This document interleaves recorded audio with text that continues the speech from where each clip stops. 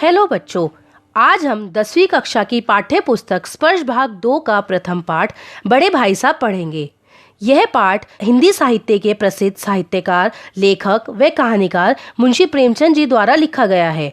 प्रेमचंद ने इस कहानी को बड़े ही रोचक ढंग से प्रस्तुत किया है। यह पाठ प्रेमचंद जी ने आत्मकथात्मक शैली में लिखा है। पाठ का परिचय कुछ इस प्रकार से है। पाठ में शिक्षा व्यवस्था के बारे में बताया है कि शिक्षा या चीज़ों को हमें रटने से ज़्यादा समझने पर जोर देना चाहिए। पाठ में दो मुख्य पात्र हैं। एक लेखक स्वयं जो कथावाचक हैं। ये तेज बुद्धि वाले, ज़्यादा खेलने वाले और हमेशा अपने भाई की डांट खाने वाले, परंतु मोह माया में नहीं पड़ते हैं। दूसरा पात्र है लेखक के बड़े भाई, जो अध्ययनशील है, हमेशा ही किताबों को पढ़ते रहते हैं और वह गलती करने पर हमेशा छोटे भाई को डांटते रहते हैं। आइए कहानी को विस्तार से जानते हैं। तो बच्चों, कहानी में लेखक की उम्र 9 साल की है और उनके भाई की 14 साल की। बड़े भाई कक्षा अनुसार लेखक से केवल 3 दर्जे अर्थात कक्षा आगे हैं। लेखक ये मानता है कि जो भी पढ़ो ध्यान से पढ़ो, परंतु उनके बड़े भाई ये मानते हैं कि एक कक्षा में कम से कम 2-3 साल जरूर लगाने चाहिए। अपनी बुनियाद को मजबूत करना चाहिए। उनका मानना है यदि बुनियादी पुख्ता ना हो तो मकान कैसे पायदार बने। वे ये मानते हैं कि हम जिस कक्षा में हैं उसका सारा पाठ्यक्रम हमें अच्छे से रट लेना चाहिए ताकि वह हम कभी ना भूलें। छोटा भाई मानता है कि हमें उसे ध्यान से पढ़ना चाहिए, ना कि उसे रटना चाहिए। इस प्रकार से बड़े भाई साहब हमेशा किताबें खोलकर पढ़ते ही रहते थे और छोटा भाई हमेशा ही खेलकूद में ध्यान लगाता रहता था। जब वे खेल कूद कर वापस घर में आता तो बड़े भाई उसे खेलकर कमरे में आते हुए देखते और उसे डांटते, तो बड़े भाई का रौद्र रूप देखकर छोटा भाई भयभीत हो जाता और बिल्कुल चुपचाप खड़ा रह जाता। वह बड़े प्यार से उसे कई बार समझाता भी था कि तुम अपना ध्यान पढ़ाई लिखाई में लगाओ, और कई बार डांट के भी समझाता था, परंतु छोटा भाई कभी भी नहीं समझता था। बड़े भाई सजा के तौर पर हमेशा ही डांटते रहते थे, लताड़ सुनाते, कई बार उसे तरह तरह के उदाहरण भी देते थे कि पढ़ लिख कर कुछ बन जाओगे तो कुछ काम ही आएगा, नहीं तो ये सब जिंदगी व्यर्थ ही है, खेल कूद में कुछ नहीं रखा। लताड़ सुनने के बाद लेखक को बहुत ही बुरा लगता और उसकी हिम्मत टूट जाती। एक दिन तो बड़े भाई ने उसे बहुत ही बुरा भला कह दिया। उसे इतना सुनने पर छोटे भाई को बहुत ही बुरा लगा और उसने इतनी लताड़ सुनने के बाद ये ठान लिया कि अब से वह पढ़ाई ही करेगा। उसने झटपट से एक टाइम टेबल बना लिया जिसमें उसने सुबह से लेकर शाम तक के सारे समय को विभाजित कर लिया कि सुबह उठकर वह ये कार्य करेगा, फिर ये विषय पढ़ेगा, फिर दूसरा विषय पढ़ेगा, फिर वह स्कूल जाएगा। इस प्रकार से उसने एक टाइम टेबल बना लिया। परंतु टाइम टेबल बनाना तो आसान होता है, उसका पालन करना उतना ही कठिन होता है। वो उसका पालन नहीं कर पाया जब उसने अपने साथ के बच्चों को खेलते हुए देखा। जैसे ही बच्चों की आवाज़ आई, मैदान में उसने बच्चों को खेलते हुए देखा, वो अपने आप को नहीं रोक पाया और सारा टाइम टेबल भूलकर वो फिर से खेलना चला गया। इस प्रकार से फिर घर आकर उसने बड़े भाई से खूब डांट खाई। सालाना इम्तिहान हुए। अब हुआ यूं कि इम्तिहान में बड़े भाई साहब फेल हो गए और छोटा भाई कक्षा में प्रथम आ गया। उसे बहुत खुशी हुई कि बड़े भाई मुझे तरह तरह की बातें सुनाते थे, लेकिन फिर भी मैं तो कक्षा में प्रथम आ गया और बड़े भाई फेल हो गए, और अब जाके भाई साहब को बताऊंगा कि मैं प्रथम आया हूँ, अब आज के बाद तुम मुझे कुछ भी नहीं कहना। परंतु ये सब वह मन में ही सोच रहा था।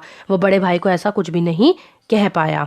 उसे लग रहा था कि अब उनका रौब खत्म हो जाएगा, लेकिन ऐसा नहीं हुआ।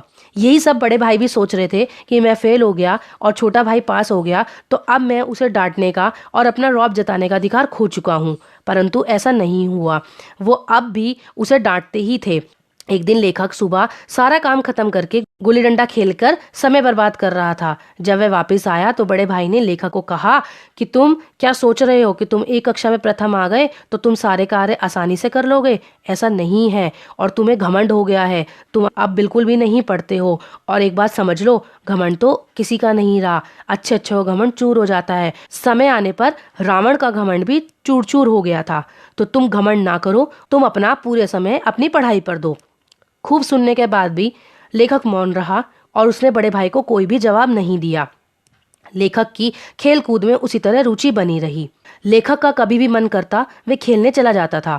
बस ये था कि अब थोड़ा थोड़ा बड़े भाई का डर उसके मन से खत्म हो रहा था, परंतु उनको जवाब देना वो ठीक नहीं समझता था। वे मानता था कि बड़े भाई उनसे बड़े हैं और उनको पलट कर जवाब नहीं देना चाहिए। फिर से साल बीत गया और सालाना परीक्षा हुई। लेखक फिर प्रथम आए और बड़े भाई फिर फेल हो गए। अब उन दोनों के बीच में सिर्फ एक ही कक्षा का अंतर रह गया था। अब बड़े भाई ने लेखक को डांटना बिल्कुल ही बंद कर दिया था। वो उसे कुछ भी नहीं कहते थे क्योंकि वे समझ गए थे कि वह पढ़ लेता है, जैसे भी करता है, परंतु वह कक्षा में प्रथम आ ही जाता है क्योंकि वह हमेशा रटता नहीं था, वो चीज़ों को समझता था। समय ऐसे बीत रहा था, लेकिन फिर भी वो अपने भाई को समझाने के लिए कहने लग गए कि तुम ये मत समझना कि तुम पास हो रहे हो तो तुम्हारा ज्ञान मुझसे बढ़ जाएगा। हमारी माँ, हमारे दादा दादी चाहे भले ही हमसे कम पढ़े लिखे हों, परंतु उनका अनुभव हमसे ज़्यादा होता है। तो भले ही तुम मुझसे अगली कक्षा में भी आ जाओ, मैं रहूँगा तुमसे बड़ा ही, तो मेरा जिंदगी का अनुभव तुमसे ज़्यादा ही रहेगा। तुम भले ही मेरे बराबर क्यों ना पहुँच जाओ। दूसरी चीज़ वो ये बताते हैं कि पढ़ना इतना आसान नहीं होता, बहुत ही मुश्किल होता है कठिन शब्दों को याद करना।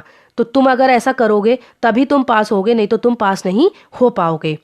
एक दिन संध्या के समय था। लेखक हॉस्टल से दूर पतंग उड़ाने के लिए दौड़ रहा था। वहां से भागते भागते जब वह आगे चौराहे की तरफ गया तो बड़े भाई साहब वापस आ रहे थे। उन्होंने लेखक को देख लिया।